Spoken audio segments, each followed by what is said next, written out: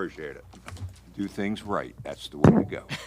Thank you, Mr. Dehaney. All right, Mr. Mayor, at this time, and members of council, Brian Williams will give you a briefing on the Atlantic Park Development Project. Good evening, Mayor, members of council. Providing you updates on the Atlantic Park development, but the purpose of the updates is because you have two items on your agenda next week for consideration. You were briefed last week by Bobby Tahan and the planning staff on the first item, which is the Atlantic Park special exception for alternative compliance, so we'll address that. Then we also have the Atlantic Park Community Development Authority public hearing docketed for the 17th. And then we are also, because we're considering phasing, which you will see in the alternative compliance application, we are considering amendments to the development agreement to accommodate that. So just as a reminder of where we are currently in the project, we graduated from the due diligence phase in September of 2020. And at that time, we identified several items that we were going to carry into the pre-development phase.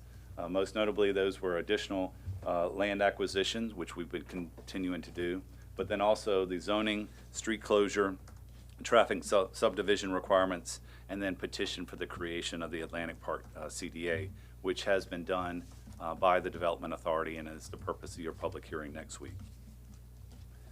So as you were briefed, again, the reason for alternative compliance for the Atlantic Park development and the form-based code at the oceanfront is predominantly due to the setbacks, which are required at 5 feet, and that we're looking for a 0 setback along the public right-of-way there, and then heights and conditional uses for certain uses within the development. So that was a unanimous approval by the Planning Commission, and it is on your agenda next week.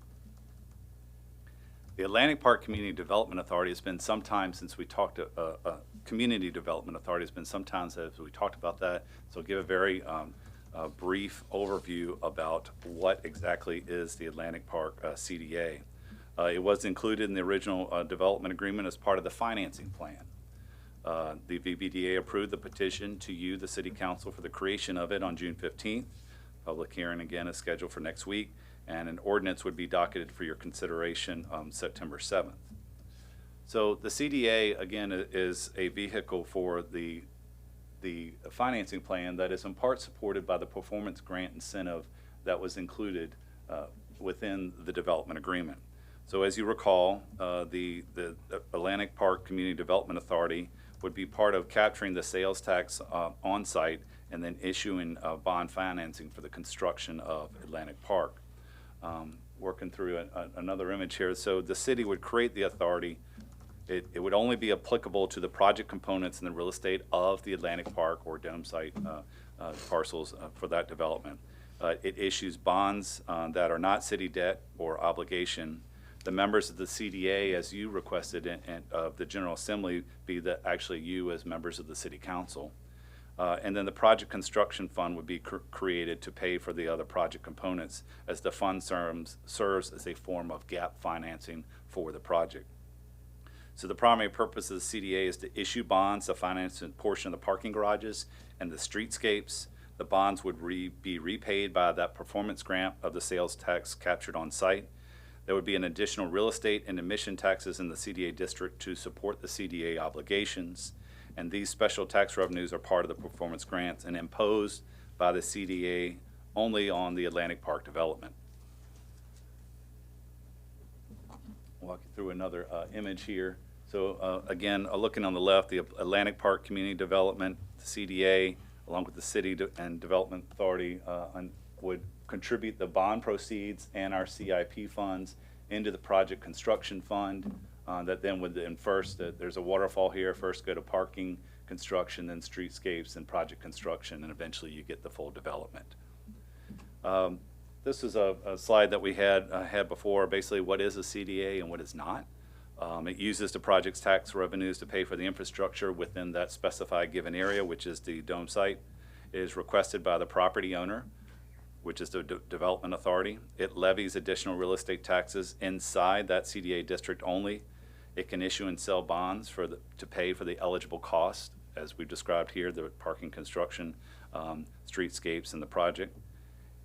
It will levy a supplemental tax inside the CDA district to backstop the bonds if the full amount of the grant proceeds are not earned, and is managed by the board of directors, or in our case, you, the city council. It isn't an authority like an EDA or redevelopment housing authority. Its authority is limited to the district, and it cannot issue city debt not supported by the full faith and credit of the city.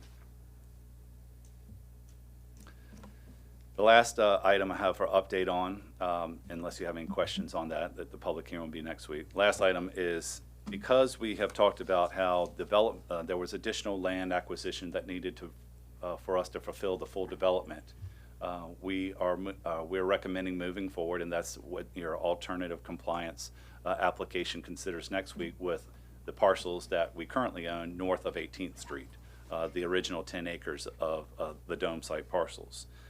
So we need development agreement amendments in order to contemplate that phasing. So it would allow for the phase 1 to be north of 18th Street. Phase 2 incorporates the property south of 18th Street, which would include the Dominion Power site we recently acquired, the parcel we already own on 18th Street, and Arctic, and then the newly acquired Exxon parcel. It modifies the performance grant cap to allow for that phasing. And so we have looked at it. This is $3 million for phase 1 and $2 million for phase 2, based on the total amount of square footage to be developed.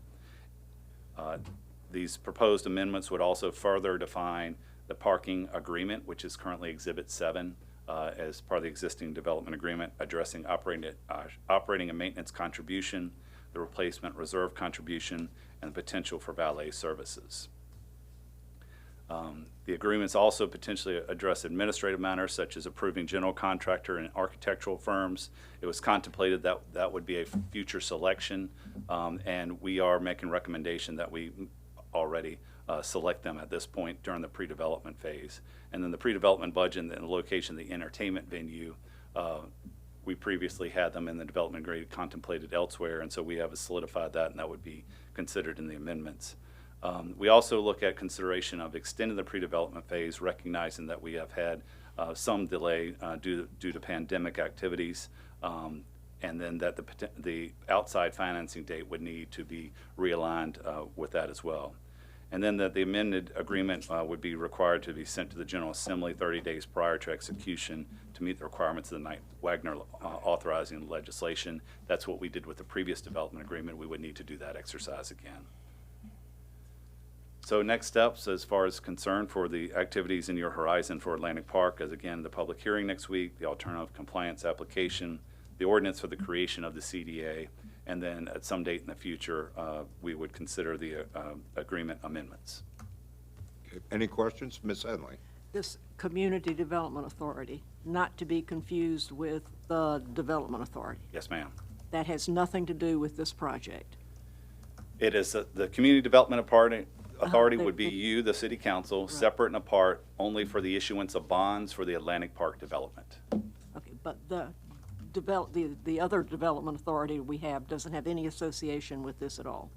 Not with the CDA Uh-huh. business, no, ma'am. What about with the whole project? Yes, ma'am. The Virginia Beach Development Authority is the owner of the properties. Yeah, that's what I was afraid of, Right. because it seems like when we're no longer the owner, we don't have any any control anymore. That worries me, because I've learned some hard lessons here. Okay, so the Community Development Authority is only in relation to The issuance of bonds. The issuance of that are bonds. supported by the performance revenues. God bless you. Thank you. Okay. I need to sit down sometime and find out just what we are still in control of and what we've given away our control of. Okay. All right. Okay. Mr. Moss? For further evaluation, I do think we are in a position, if I understand the authority correctly, that we could ask the Development Authority to transfer the title of the property back to the CDA, but I'd like the city attorney to research that. And I also would just like to thank our local delegation. This CDA was a good piece of legislation, which I think we all supported, and I think it does confine the liability to the district, and there's no increased liability to taxpayers. But to Mrs. Henley's point, if there is a means to return the title to the property to the CDA, that would be a desired outcome. And I look forward to that legal analysis, and I'm sure they would be more than willing to return the title. Okay. All right, anybody else? Okay, thanks, Ron. Yes, sir. Return it to the CDA. Okay, Mr. Dehaney. Mr. Mayor, members of council, at this time, the planning director will brief you on the item that we discussed at the last meeting regarding the properties on Indian River. If you remember, I asked that we have this briefing Yes. last year because we're going to be voting on it next week. That is correct. Right, okay. This is to accommodate you, Ms. Right, thank you, I appreciate it. Thank you, Mr. Manager, Mr. Mayor, members of council. Again, as Ms. Henley noted, this is at Ms. Henley's request just to provide a summary of the application and kind of where we're at with the discussion of with the applicant's representative as we continue to move forward to try to answer some questions. So the goal of this presentation is to provide you with kind of some background knowledge on the existing development potential of the lots, review the proposals, and then provide you with recommended conditions that were given by the applicant, as well as conditions to address some of the city council concerns, and then to answer any questions. The first subdivision variance that you heard and was continued previously is for 2888 Indian River Road. These are two existing lots, with the smaller 10,000 square foot lot created by deed and had previously was developed with a single family home. That home had since been demolished. I believe it was about 2 years ago, but it was developed with a home on it. And the 2-acre lot, the larger lot, was legally created, and both of these lots were zoned at AG1, or are zoned AG1. Mr. Moss had asked a question about the development potential of the smaller lot, so just to give you a quick analysis of that lot, it is 100 by 100. The front setbacks in the AG1 district would be 50 feet, with the side and rear yard setbacks being 20 feet. Subtracting out the setbacks, you get an approximately 30 by 60 foot buildable area, which is about 1,800 square feet. 100 by 100 foot lot elsewhere in the city is larger, but not in comparison to lots in the agricultural districts. The second subdivision variance is for 2892 Indian River Road. These are two existing buildable lots, both zoned AG2. You can see they're both pie-shaped, have some frontage on Indian River Road, with one having just the sliver at the very corner of the pie, fronting on Indian River, with the 1.66 acre parcel having more frontage. As it sits now, the four existing lots have the potential to be developed on, whether that is one that would be financially feasible for the property owners is their call, but they could potentially be developed on. They can utilize the existing 15-foot wide private lane, because that was previously platted many years ago, for their access, and would not be required to provide any significant improvements, because that lane is their existing access. All that would be required for the development of those lots, since they exist and are single families outside of the Chesapeake Bay Preservation Area, is grading and drainage plans that would show their positive drainage, and if the lane disturbance on each individual lot is less than an acre. Of course, they would have to show how they would get water and sewer, which potentially or more than likely would be well and septic for these locations. And again, they would need to show positive drainage so that they don't drain onto the neighboring properties. Individual plans can be submitted not showing any relation to other lots as well. So they can come in, which is what has happened elsewhere in the southern part of the city as people are finding these remnant lot pieces that are developable, and they come in and submit one plan at a time. I know there was concern from Ms. Henley about Riddick Lane. There were multiple property owners that have gone and developed there, and they have all been developed kind of piecemeal during that time frame, which has, as we've noticed, has become a challenge as there are different developers with no unified development. The proposal, as we put them together using the exhibit from the applicant that we received late last week, is to re-subdivide the lots to face the private lane and to more evenly distribute the land area. So again, just summarizing both of the two applications together. The applicant did propose in the letter that was sent to council to widen the private lane from 15 feet to 25 feet, which would be include an ingress and egress easement, as well as the existing 15-foot lane. And then also provide 20 foot of pavement in that easement that would be properly designed to handle a fire apparatus. They also provided or noted that they would provide a turnaround of some sort that would be approvable by the fire department. Right now, it shows a hammerhead. It could be of any other design that would meet those criteria. Lots 2, 4, and 5, per the applicant, would provide a 20-foot tree preservation easement along the properties on West Neck Village. So that would be these areas along here that would have a 20-foot tree preservation easement.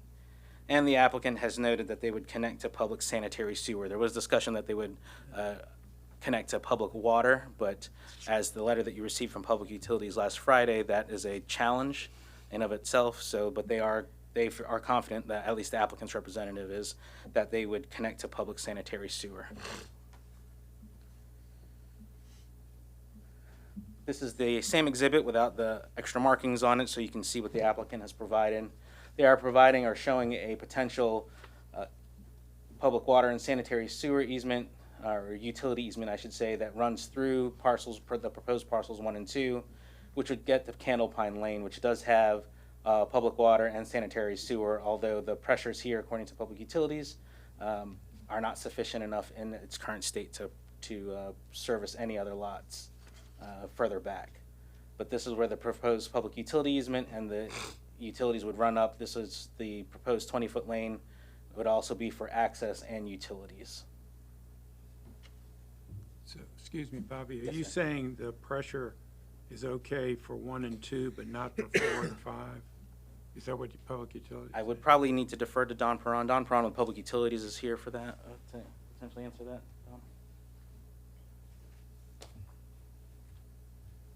Don, I think you should state your name and your title, just for council. Hey, how you Mr. doing? Mayor? I'm doing well. How are you, sir? I'm Don Piron. I'm with Public Utilities Engineering. And to answer your question, sir, water that is public water that's currently in Candlepine Lane could be extended to a certain degree to serve some of the lots that are shown here, but at a certain point, and some hydraulic analysis would be required to determine to what extent it could be extended. But at some point, there wouldn't be adequate pressure to serve the needed fire flow for those particular lots. So how does that affect our decision-making? Is that just for information, or is that a part, I'm asking perhaps some of my... The reason why that information was provided is because the applicant had noted last week during the hearing that they would connect to public water.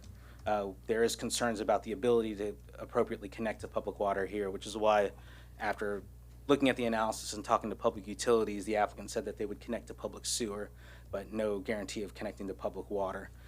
With Health Department approvals, they can do well. Yes, John?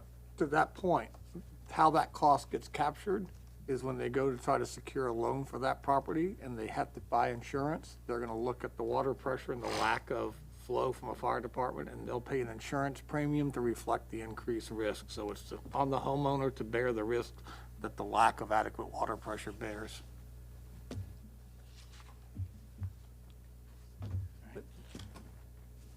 Also on the proposed easements, you can see that the applicant has proposed this hammerhead turnaround, which does meet with a quick review from staff, it does meet the dimensional criteria that would be required, the width of it, not necessarily, they haven't designed the actual road for that. That would be reviewed during the plan review process, so. What's the function of that? That would allow for any emergency vehicle or apparatus to turn around and head the other way on the road. I see, that's part of the road. Yes, sir. Can I ask a Yes, question on that, John. Barbara? And then, Can I- Ms. Go Underling? ahead. Go ahead. So when they do the turnaround, I'm assuming that the turnaround will be sufficient both when a fire truck is parked there and also simultaneously for an ambulance to be there and to evacuate people from the property and move while the fire truck stays? Or is it, oh, the fire truck occupies all the space and the ambulance has to be down the street and can't turn around?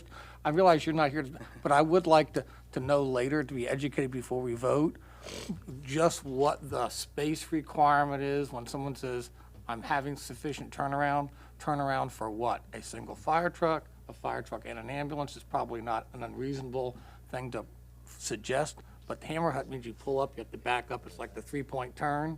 Yes, sir. And And I just want to make sure that if you had a fire truck there pumping, because that's all they're going to have is pump water, right? So when they run out, the thing just keeps burning. But then, but an ambulance could still be there servicing the population that's there and also has to get out. I'm just trying to understand when they size that, if you could educate us on how that's determined, that'd be great. Yes, sir. We'll look into the fire code and provide that Thank you. information. Okay, Ms. Henley. Well, I really appreciate the ability to look at this separate from the time that we actually are making the vote, because I think it's so important to be clear. And I want to meet with the neighbors out there who have expressed concerns, and I want to make sure I've got the information right to talk with them. If you look at the property just above this property, that is a part of what was going to be the West Neck Parkway. So the city owns that right-of-way. What'll ultimately happen to that is up to us, I guess. But the property on the left of that, as we're looking at it, those lots are a part of Courthouse Estates. I actually made a mistake, Ms. Henley. That is part of West Neck Village. I'm sorry. That's part of West Neck Village Yes, too, ma'am. so all of it is West Neck Village? Yes, ma'am. Courthouse Estates is actually just over here off of Candle Pine, which is It's off. on the other side of Riddick. Yes, ma'am. See, what we've got out there is sort of a mess with a lot of different lots coming together in this area, and how they are developed and served is the problem. So we have been hearing from people in West Neck villages, and so that's all of them. But looking at this slide that shows the 4 lots that we're looking at, that one. All right, 1 and 2 is how they are proposing to re-subdivide the front lot, and 4 and 5 is how they're proposing to re-subdivide the back lot. And that white in the middle is what we would call Lot 3, which they are not, that they're gonna just leave that the way it is. So we're really talking about 5 lots. And of course, the difficult part to try to explain to everybody is that they could develop, it's not a question of whether they're gonna build these 5 houses there. They can do 5 houses anyway. But the question is whether we're going to let them re-subdivide them so that the lots are a little more uniform and probably better for what's eventually going to live there. But they could build these 5 houses today and do it on a 15-foot lane. And that really scares me, because that's what we've got across on Riddick Lane. Houses, a lot of them being built piecemeal, one at a time, and all they've got is a 15-foot access. And that's really a problem if you've got a couple of fire trucks and an ambulance back there. So we're not going to be solving Riddick Lane, but at least we would be making this better than it would be if we do not agree to do this. And that's the problem. I think that's the tough part. And I know people are saying that they don't want the trees cut down and so forth, but that is not what's before us. What's before us is whether we're going to reconfigure the lots to look like this, or whether they're going to look like, well, that plus that. And we would be getting a 25-foot lane with 20 feet built according to fire standards, and this turnaround. And of course, the neighbors too have been concerned about the drainage impact on their properties. But I think this portion at the very beginning where you say that these, if we develop them as individual lots, we don't have nearly as much ability to look at the overall drainage. They're just looked at one at a time. Correct, that is But correct. what is the protection to the existing houses? Are these lots able to drain over on that property, or how will you be addressing these? In the new proposal? So that's, let me go to this final slide. So there is an additional condition that will be in your agenda request that you'll see on Friday that notes to address that concern, Ms. Henley, recommending that all the lots that access the private lane and the associated lane and infrastructure improvements be submitted as a unified site plan. That way we can take a look at the drainage concerns. I will note that we did talk to the applicant about that. He is not in agreement with that condition because of the potential for having to use the stormwater model for the seven lot subdivision, or 7 lots that he has already on the site. But that is a condition to address that concern that you have noted, Ms. Henley. That was a condition that we were talking about asking for, but he's not in agreement with. Is that correct? That is correct. And when you say 7 lots, that's because you have to look at what's on the other side of this lane, and that is 2 existing lots that are not a part of this re-subdivision request. But so that there would be 5 lots on this side, which would be the west side, and then 2 lots on the east side. That would be that have the potential to access utilizing this roadway, yes, That ma'am. would also have access to this lane, Lauren Lane, but there are no lots that are contiguous to them that are existing. Is that correct? They don't touch any of the West Neck Village lots? No, ma'am. Okay. And so what we're looking at also is that, I think in the original application, there was an agreement to have, we have it here, just lots 2, 4, and 5 would provide a 20-foot tree preservation easement because they adjoin lots that are existing, but we don't get to ask for a 20-foot preservation tree lot on lot 3. And we can discuss that with the applicant. Maybe he can address, or the applicant's representative can address It that would during be, the hearing. because they are going to be adjoining some lots in, so it would be mighty nice if you did that. Okay, I got a thumbs up. Okay, but I think that's the difficult thing to explain to the neighbors, is that it's not that we're allowing something to be built there that can't already be built there. We're just trying to get a better configuration and a better application. So if any of you have any suggestions for what else we might be talking about, I'd love to hear them. Okay, anybody else? Okay. Okay, well, we'll be looking at what this proposal is as we see it, and that's what I'm going to be talking with the neighbors about and what Okay. we'll, okay, thank you Okay. very much. I'm glad we were able John, John, to well- accommodate you, Ms. Henley. Thank you. Okay, there being no other business, we are adjourned.